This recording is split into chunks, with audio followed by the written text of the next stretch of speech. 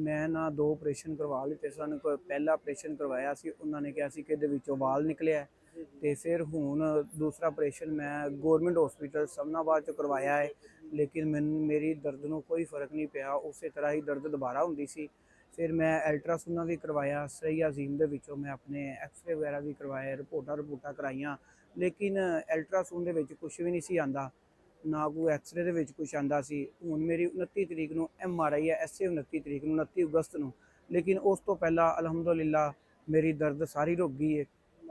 ਅਲਹਮਦੁਲਿਲਾ ਸਾਰੀ ਦਰਦ ਮੇਰੀ ਰੁਕ ਗਈ ਹੈ। ਮੈਂ ਸਿਰਫ ਪਿਛਲੀ ਬੁੱਧ ਪਹਿਲੀ ਵਾਰ ਹੀ ਆਇਆ ਸਾ, ਉਹ ਵੀ ਹਾਜੀ ਨਵਾਜ਼ ਸਾਹਿਬ ਦੇ ਕਹਿਣ ਤੇ ਪਹਿਲੀ ਵਾਰ ਆਇਆ ਸਾ। ਤੇ ਹੁਣ ਮੈਂ ਆਪਣੇ ਚਾਚੂ ਜਾਨ ਨੇ ਮਹੱਲੇ ਦੇ, ਉਹਨਾਂ ਨੂੰ ਵੀ ਲੈ ਕੇ ਆਇਆ ਵਾ ਤੇ ਉਹਨਾਂ ਨੂੰ ਮੈਂ ਦੱਸਿਆ ਤੁਸੀਂ ਪਹਿਲੀ ਦਫਾ ਆਏ ਸੀ ਉਦੋਂ ਜਿਸਮਾਨੀ ਤੌਰ ਤੇ ਤੁਹਾਨੂੰ ਕੀ ਹੁੰਦਾ ਸੀ, ਕਿਸ ਹਾਲਤ ਚ?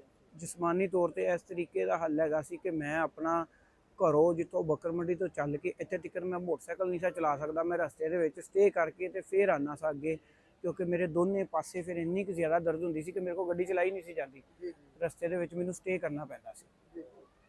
ਅੱਜ ਮਾਸ਼ਾਅੱਲਾ ਆਇਆ, ਅੱਜ ਸਟੇ ਤੇ ਨਹੀਂ ਕਰਨਾ ਪਿਆ? ਅੱਜ ਅਲਹਮਦੁਲਿਲਾ ਪਹਿਲਾਂ ਮੈਂ ਡਿਊਟੀ ਤੇ ਗਿਆ ਵਾ, ਡਿਊਟੀ ਤੇ ਕੰਮ ਕਰਕੇ ਆਇਆ ਵਾ, ਕੰਮ ਕਰਕੇ ਤੇ ਫਿਰ ਮੈਂ ਇੱਧਰ ਨੂੰ ਆਇਆ ਵਾ। ਕੀ ਕੰਮ ਕਰਦੇ ਹੋ? ਮੈਂ ਗਾਰਡਨਰ ਦਾ ਕੰਮ ਕਰਨਾ। ਅੱਛਾ। ਤੇ ਜਦੋਂ ਬਿਮਾਰ ਸੋ ਤਕਲੀਫ ਹੁੰਦੀ ਸੀ ਉਦੋਂ ਕੰਮ ਕਾਜ ਵੀ ਮੁਸ਼ਕਲ ਹੁੰਦੀ ਹੋਣੀ? ਹਾਂ, ਕਾਫੀ ਮੁਸ਼ਕਲ ਹੁੰਦੀ ਸੀ। ਫਿਰ ਤੇ ਨਾ ਕੰਮ ਹੁੰਦਾ ਸੀ, ਨਾ ਕੋਈ ਗੱਲ, ਨਾ ਕੋਈ ਬਾਤ। ਇਹ ਤੇ ਨਹੀਂ ਦੇਖੋ, ਕਦੀ ਅਸੀਂ ਡਾਕਟਰ ਕੋਲ ਜਾਣ ਨੂੰ ਚੀਜ਼ਾਂ ਭੁੱਲੇ ਆ। ਮਾਸ਼ਾਅੱਲਾ 03244269 0321 0324 42 69 871। ਤੇ ਤੁਹਾਨੂੰ ਬਈ ਇਹ ਤਕਲੀਫ ਮਸਲਾ ਹੈ ਕਿਤਨੀ ਦੇਰ ਤੋਂ?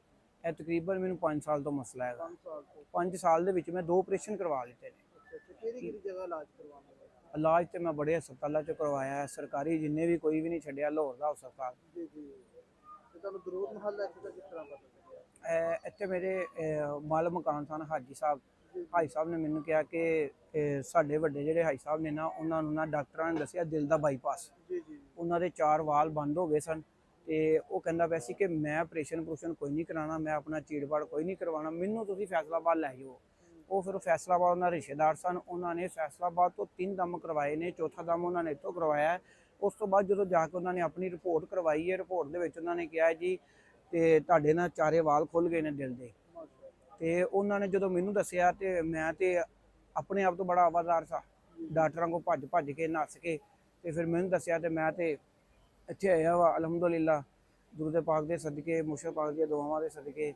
ਜਦੋਂ ਮੈਂ ਇੱਥੇ ਆਇਆ ਵਾ ਤੇ ਉਸ ਤੋਂ ਬਾਅਦ ਮੈਂ ਘਰ ਗਿਆ ਵਾ। ਸਿਰਫ 2 ਦਿਨ ਮੈਨੂੰ ਥੋੜੀ ਜਿਹੀ ਪਰੇਸ਼ਾਨੀ ਰਹੀ ਦਰਦ ਦੀ, ਜਿੰਨੀ ਦੇਰ ਤੱਕ ਮੈਂ ਆਪਣਾ ਤਵੀਜ਼ ਨਹੀਂ ਬਣਿਆ।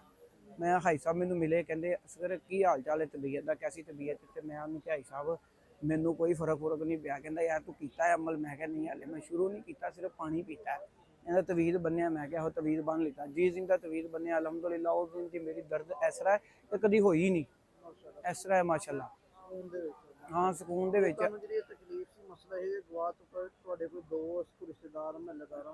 ਮੇਰੇ ਸਾਰੇ ਮਹੱਲੇਦਾਰ ਹੀ ਮੇਰੇ ਗਵਾਹ ਨੇ, ਸਬੂਤ ਗਵਾਹ ਨੇ। ਮੇਰਾ ਡੋਲਫਨ ਹੈੱਡਕੁਆਟਰ ਵਾਲਟਨ ਦੇ ਵਿੱਚ ਜਿੰਨੇ DSP ਸੁਬਹਾਨ ਨੇ ਉਹ ਵੀ ਗਵਾਹ ਨੇ, ਤਾਂ ਕਿ ਉਹ ਵੀ ਮੈਨੂੰ ਭੇਜਦੇ ਰਹੇ ਨੇ ਫਲਾਣ ਜਗ੍ਹਾ ਤੇ ਜਾ ਆਪਣਾ ਇਲਾਜ ਕਰਾ। ਉਸ ਤੋਂ ਬਾਅਦ ਕੁਰਬਾਨ ਲੈਣ ਦੇ ਵਿੱਚ ਅਮਾਰ ਹੈ ਆਪਣਾ ਕੇਅਰ ਟੇਕਰ, ਉਹਨੇ ਵੀ ਆਪਣੀਆਂ ਸਿਫਾਰਿਸ਼ਾਂ ਦੇ ਨਾਲ ਮੈਨੂੰ ਸਰਵਿਸ ਹਸਪੀਟਲ ਭੇਜਿਆ ਹੈ, ਚੈੱਕਅਪ ਕਰਵਾਇਆ। ਫਰਿਆਦ ਸਾਹਿਬ ਨੇ ਚੈੱਕਅਪ ਕਰਵਾਇਆ ਸਰਵਿਸ ਹਸਪੀਟਲ ਦੇ ਵਿੱਚ, ਅੱਛੇ ਤਰੀਕੇ ਨਾਲ ਪ੍ਰੋਟੋਕੋਲ ਦੇ ਨਾਲ ਮੈਨੂੰ ਚੈੱਕਅਪ ਕਰਾਉਂਦੇ ਰਹੇ ਨੇ।